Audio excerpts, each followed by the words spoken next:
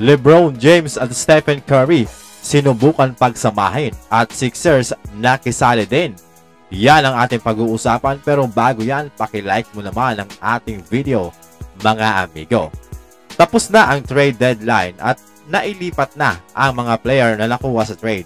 Kaya naman hindi maiwasan na pag-usapan ang trade na sinubukang gawin ng mga GM ng bawat team. Ayon sa report, sinubukan ni Daryl Morey na mag-inquire patungkol sa availability ni LeBron James sa trade. Well, naglakas ng loob si Daryl Morey na subukan ang kanyang kapalaran matapos mag-post si LeBron James ng Hourglass.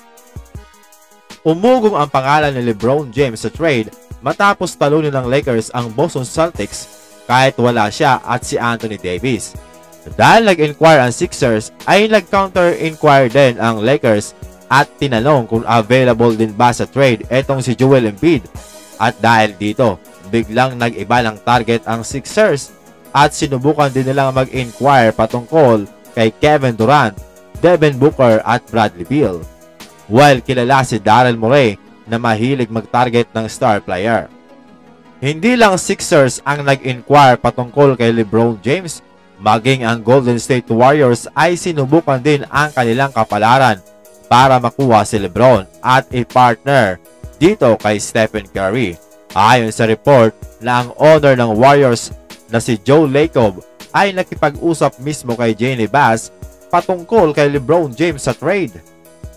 Gustong alamin ng Warriors kung ang frustration ni LeBron James ay maging paraan para makuha nila ito, pero hindi nga pumayag si Jeanie Buss at sinabing committed sila na panatilihin si LeBron at dumiretso na lamang sa agent nito. Si Draymond Green ay nag-text di umano kay Rich Paul, ang agent nilang dalawa ni LeBron James, na tulungan siyang kumbinsihin si LeBron na sumali sa Warriors. Kung matatandaan, si Draymond Green din ang dahilan kung bakit na-recruit nila sa Warriors etong si Kevin Durant dati. Pero this time, hindi nga gumana ang pangungumbinsi ni Draymond Green dito kay LeBron James. Well, iba naman kasi si LeBron dito kay Kevin Durant. Kung pumayag si LeBron na magpa-trade sa Warriors, talagang may hirap matalo ang Warriors at napakaswerte naman nila kung sakali man. Dati pa naman ay may lumalabas na report na pwedeng magkasama nga si LeBron at Steph sa iisang team. Ang tanong dyan, kung anong team ang unang bibigay, Lakers ba o Warriors?